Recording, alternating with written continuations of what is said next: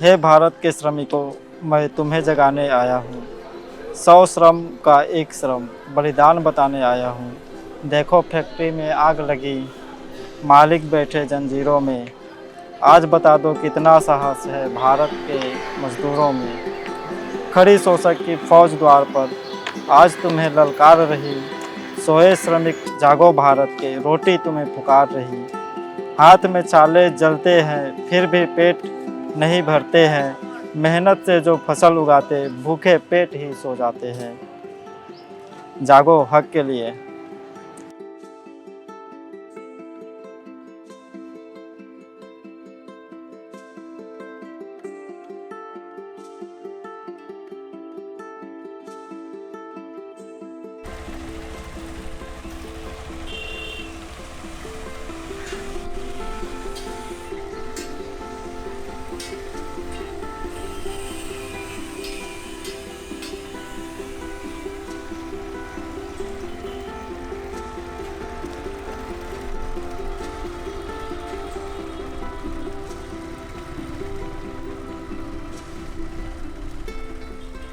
Climate change की वजह से ट्रैफिकिंग अभी वर्तमान समय में बढ़ा हुआ नज़र आ रहा है, क्योंकि 2010 के बाद से हम देखें तो जो भूकंप, जो बाढ़ साल में एक बार आया करते थे या फिर 5 साल में एक बार आया करते थे, वो अभी इसकी संख्या बढ़ गया है। और कई जगह पे इस तरीके से बाढ़ आ रहा है, भूकंप आ रहा है।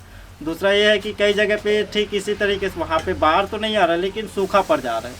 जहाँ पे फसल तो लगाते हैं किंतु वो फसल पूरी तरीके से तैयार नहीं हो पाते, और इससे वो माइग्रेट कर जाते हैं। वो मानसिक तरीके से असंतुलित हो जाते हैं, डिप्रेशन में चले जाते हैं। और जब वो माइग्रेट करते हैं तो वो सेफ नहीं करते हैं, तो कई बार ऐसे जो कम्युनिटी है उनको ट्रैफिकिंग का शिकार होना पड़ता है। और ये अधिकांश हो भी रहा है, क्योंकि ये सबसे ज़्यादा खतरे में है।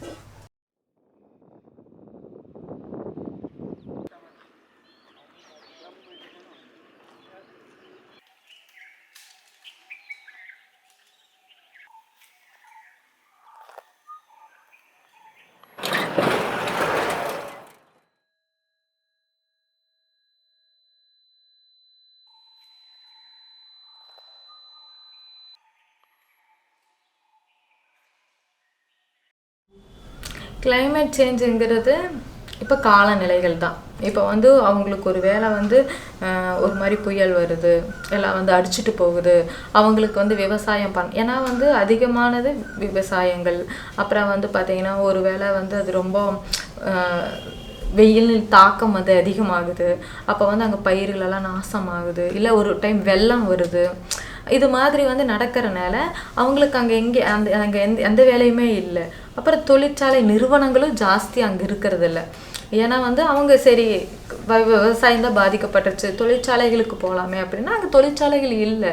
அப்போ என்ன பண்ணுவாங்க, நான் வந்து பிழைக்கணும், என் குடும்பம் நல்லா இருக்கணும் அப்படிங்கிறதுக்காக அவங்க என்ன பண்ணுறாங்கன்னா அவங்க சொந்த இடத்த விட்டு இன்னொரு இடம் வேலை எங்கே அதிகமாக கிடைக்குதோ, எங்கே சம்பளம் வந்து கிடைக்குதோ அந்த இடத்த தேடி போகிறாங்க. அது வந்து நீ இப்படி ஸ்ட்ரெயிட்டாக தான் போகணும் அப்படிங்கிறது கிடையாது. நீ வந்து எந்த வழியில், ஏன்னா எந்த வழியில் போனால் சீக்கிரமாக போக முடியும், எங்கே போனால் நம்மளுக்கு வந்து அதாவது நம்ம என்ன நினைக்கிறோம், வேலை வேணும், சம்பளம் வேணும்.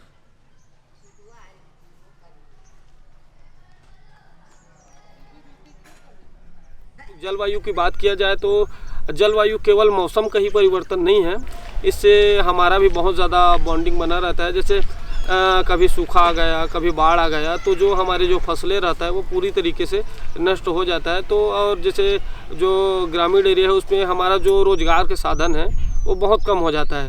तो जैसे गांव में 200-250 रुपये रोज़ी मजदूरी मिलता है, तो जैसे मौसम के कारण वो चीज़ हमें जो खेती बाड़ी में नुकसान है उसका भरपाई के लिए अपने परिवार को रोज़मर्रा की ज़िंदगी को आगे बढ़ाने के लिए हमें बाहर पलायन करना पड़ता है। All over India, be it any geographical system, be it the mountains, the plains, the deltas, we are seeing certain changes, and those can be attributed to climate change.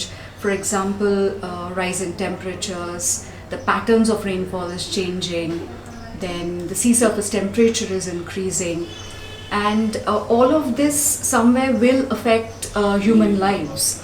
So, say for in areas like the Sundarban or in Chhattisgarh or in Tamil Nadu, rainfall patterns create havoc on existing livelihoods and primarily, agriculture, and that takes a toll on people's economic conditions.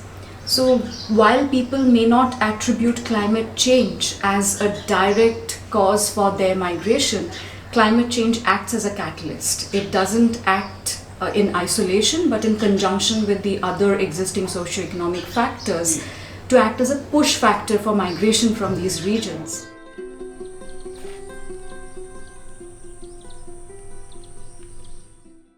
Migration को समझने के लिए एक अच्छा उदाहरण मैं बताना चाहूँगा कि हर कोई एक स्थान से दूसरे स्थान पे जा रहा है, वो तो माइग्रेशन कर ही रहा है और इसको ही माइग्रेशन बोलते हैं। किंतु सबकी अलग अलग ज़रूरतें हैं, अलग अलग काम हैं, अलग अलग लीगल तरीके से जाते हैं, लीगल तरीके से जाते हैं, वो बना हुआ है। और माइग्रेशन एक स्वाभाविक है कि अगर हम इस दुनिया में रह रहे हैं, इस धरती पे रह रहे हैं, तो एक स्थान से दूसरे स्थान पे जाना एक स्वाभाविक है और ये हमारे कल्चर में भी रहा है। किंतु एक सेफ माइग्रेशन और अनसेफ माइग्रेशन दोनों अलग है।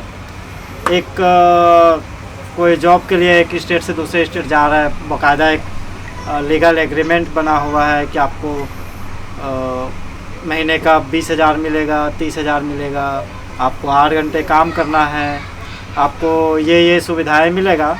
इस तरीके से अलग अलग तरीके से उसमें एग्रीमेंट बना हुआ है और वो उनको मिल जाता है, तो एक तरीके से सेफ़ है कि उनको किसी भी तरीके से ख़तरा नहीं है। किंतु एक मज़दूर, चाहे वो कंस्ट्रक्शन साइट पे जा रहा हो, चाहे ब्रिक्स इंडस्ट्री पे जा रहा हो या फिर कहीं पर भी जा रहा हो, और वो उनके पास ना तो कोई लीगल एग्रीमेंट होता है और ना ही उनके पास फिक्स जो काम करने की घंटा रहता है वो तय रहता है। तो इस तरीके से जो माइग्रेट करता है वो अनसेफ माना जाता है और ये खास करके ट्रैफिकिंग के शिकार होते हैं, जो दूसरे टाइप के जो मजदूर हैं वो।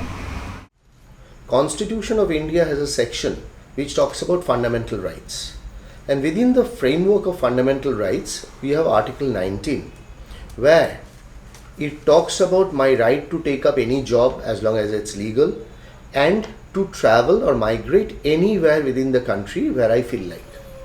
So migration is a fundamental right. People migrating because of climatic reasons or environmental reasons, that is not going to stop.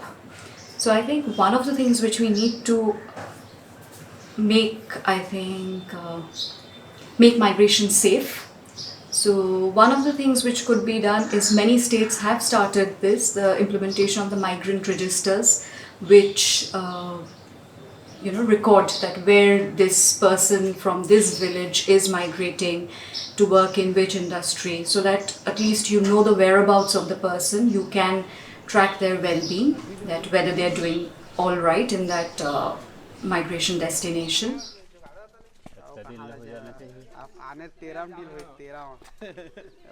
जब हम बाहर प्लान के लिए जाते हैं हमें, तो वहाँ हमको तो कई बार अच्छे नौकरी का वादा देता है, आपको इतना पेमेंट मिलेगा, आप अच्छे 8 घंटा काम करोगे।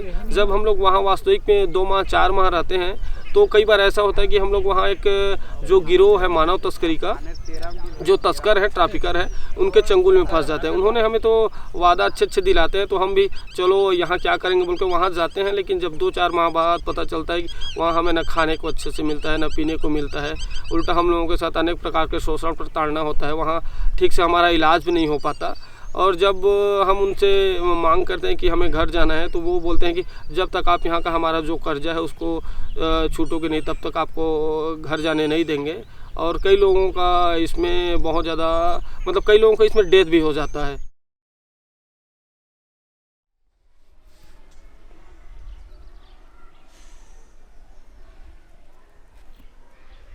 With regard to the laws or the protection given by the state to the migrant workers, I would say that there is sufficient law.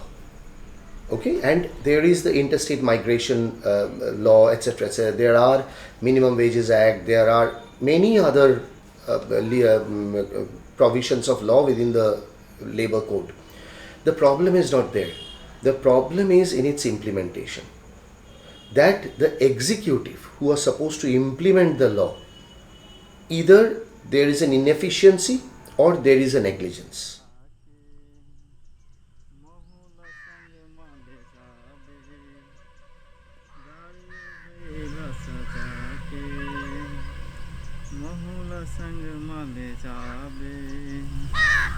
गिरो के मेला देखे के